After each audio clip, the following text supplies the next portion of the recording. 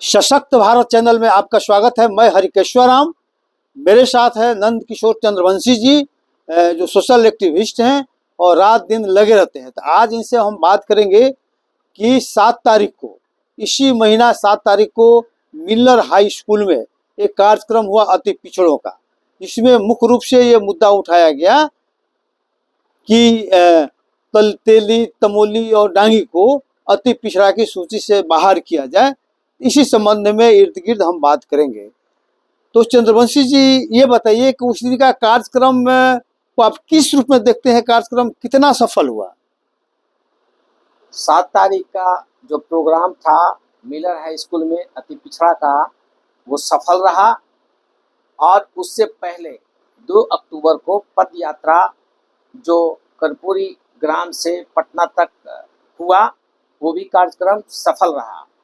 जननायक कर्पूरी ठाकुर के अनुसार जो अति पिछड़ों का सूची बना था, आरक्षण मिला था, उसमें 79 जाति था और उन्हें 79 जाति की सहभागिता इस रैली में था। लेकिन कष्ट ये हुआ कि 2015 में जो जदयू और राजद की सरकार बनी, उसमें तेली, तमोली, दांगी को शामिल किया गया पिछड़े वर्ग से अति पिछड़े वर्ग में। और इस तरह मैं आपको और बता देना चाहता हूँ। नहीं, वो ठीक है। आप बता रहे कि 79 जाति पहले थी जी हैं? जी। अभी मान लीजिए 113 हो गया, ठीक है जी। तो आप लोगों को सिर्फ तेली, तमोली और डांगी पर ही आपत्ति क्यों है? मतलब इसका क्या कारण है? जी, तेली, तमोली, डांगी से आपत्ति इसलिए है कि पिछड़े वर्ग में भी यादव, कुर्मी, कोयरी का हिस्सा खाता था तेली, तमोली, डांगी।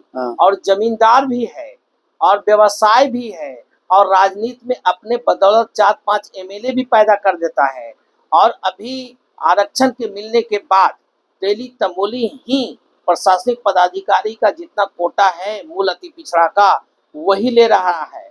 और जनप्रतिनिधि के रूप में, चाहे वो जिला परिषद का चेयरमैन का सवाल हो और चाहे शहर का नगर निगम या नगर पालिका का मेंबर का हो, वही तेली, तमोली, डांगी ले रहा है। इसका सवर्ण जाति है। मतलब नहीं, इसका मतलब ये हुआ कि उसके आने से जी मूल अति पिछड़ों का पक्के सेहत पर काफी बुरा प्रभाव पड़ रहा है, कुप्रभाव पड़ रहा है।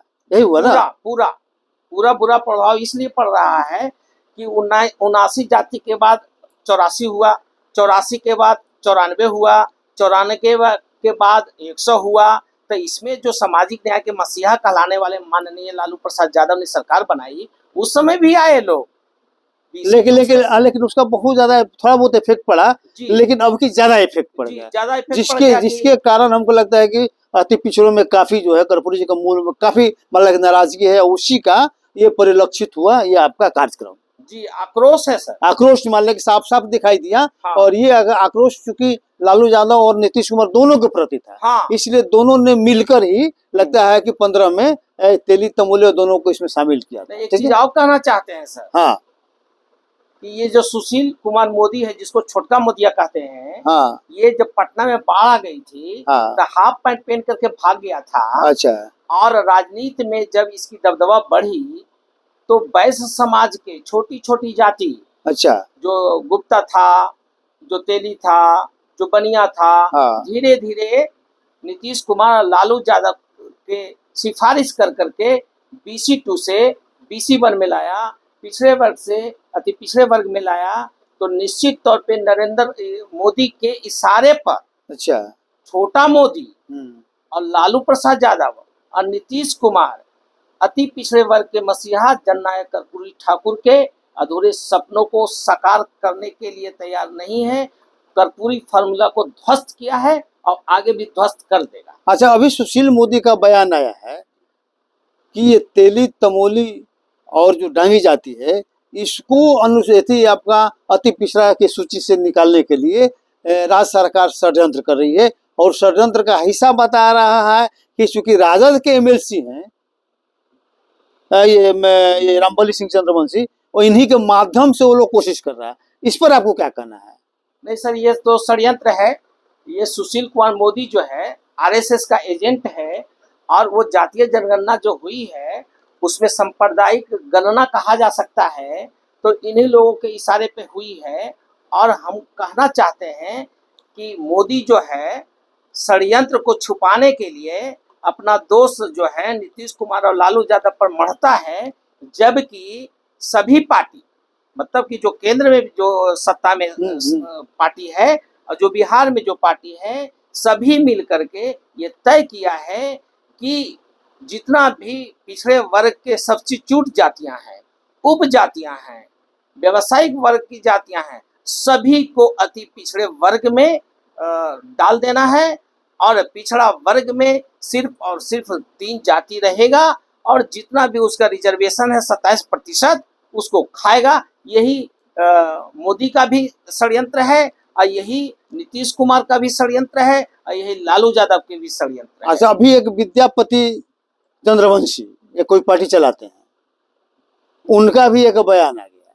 उन्होंने कहा कि चंद्रवंशी जो ये जो कर रहे हैं तेली तमिल हटाने की जो बात कर रहे हैं, ये सही नहीं कर रहे हैं, इसके चलते सेहत पर बुरा प्रभाव पड़ेगा। तो क्या आपको लगता है कि विद्यापति चंद्रवंशी जी का बयान सही है?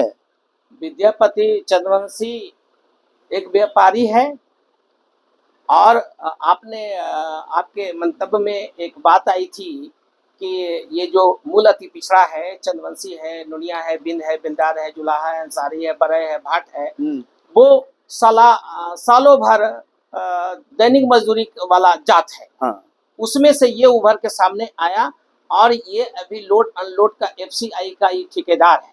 अच्छा, और अच्छा। अपना पैसा बचाने के लिए एक पार्टी चलाता है और वो RSS का एजेंट है और समाज को दिग्भ्रमित कर रहा है। और मैं बता देना चाहता हूं कि जब EWS माने आर्थिक आधार पर सवर्णों को जो आरक्षण मिला था, उसमें ये नाच रहा था और अपने कार्यकर्ताओं को अबीर डाल रहा था।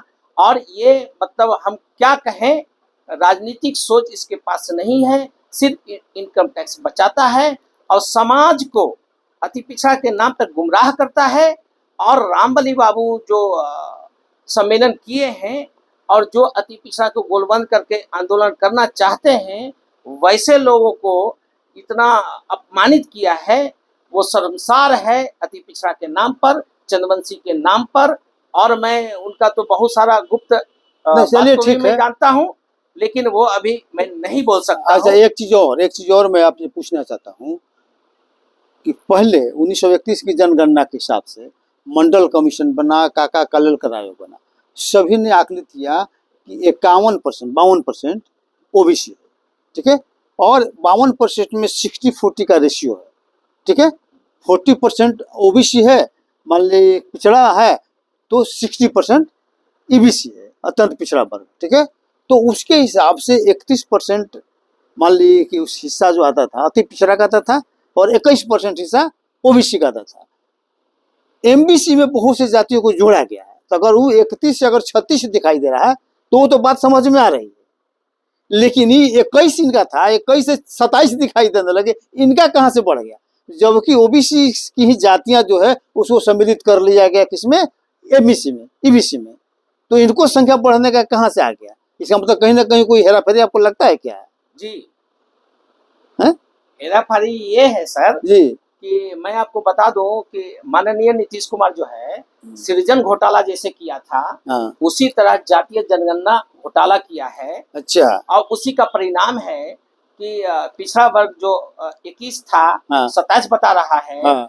और अति पिछड़ा 41 था, हाँ। उसको 36 बता रहा है। इसका व्यापक रूप से अगर समझा जाए तो मैं आपको बता देना चाहता हूं कि 1 से 2% वाले अति पिछड़ों को ये जातीय जनगणना नहीं किया है और OBC को बढ़ाया है। 1931 के जातीय जनगणना अगर आप देखेंगे, धानुक का, चंद्रवंशी का, तो आपको ततवा का, कुर्मी का तो पता चल जाएगा। न तत्वा को तो गोल कर दे, तत्वा को तो अभी किया ही नहीं। हाँ, तो वो अभी सर अनुसूचित जाति में आ गया। नहीं, कहीं रहे वो जाति को करिएगा कि नहीं करिएगा जी। मान ली कहीं चले जाए तो जाते ताते वो करिएगा ना, वो कहता है किया ही नहीं। तो ये जातीय जो जनगणना है सर, तो जाति का तो ताती जाति का हुआ ही नहीं, ताती तत्व का तो हुआ ही नहीं। हाँ, वो ठीक बात है, आपका ठीक बात है, लेकिन 21 जो आया है उसका, हाँ। और 36 जो आया है, हाँ। उसका मार्जा ये है कि नीतीश कुमार जननायक कर्पूरी ठाकुर का जो मिशन है, जो फार्मूला है, उसको ध्वस्त करेगा आबादी के अनुसार। आबादी बढ़ाएगा, कोटा नहीं बढ़ाएगा, प्रोजेक्ट नहीं बढ़ाएगा, उसके लिए बजट नहीं बढ़ाएगा। और मैं बता देना चाहता हूं नीतीश कुमार के बारे में कि उन्होंने भी कहा था कि हम संघ में बाल संघ स्वयं सेवक संघ के रूप में जाते थे। तो मैं बता देना चाहता हूँ, ये जो जातीय जनगणना हुई उसमें वो आरएसएस के एजेंट के रूप में सांप्रदायिक सर्वेक्षण किए हैं सर। अच्छा इसीलिए कि हिंदू कितना है, हिंदू में वर्ग कितना है, वर्ग में वो जात कितना है, जो हमारे साथ गुलामी की जंजीरों के आधार पे हमको वोट दे, और हमसे अगर भागे तो आरएसएस के जो नरेंद्र मोदी है उसके यहाँ फंसे। तो खैर चलिए, अब आज इतना ही, और आगे फिर हम लोग बात करेंगे। इसी विमर्श के साथ आज ये हम समाप्त करते हैं। जय भीम, जय भारत, जय संविधान।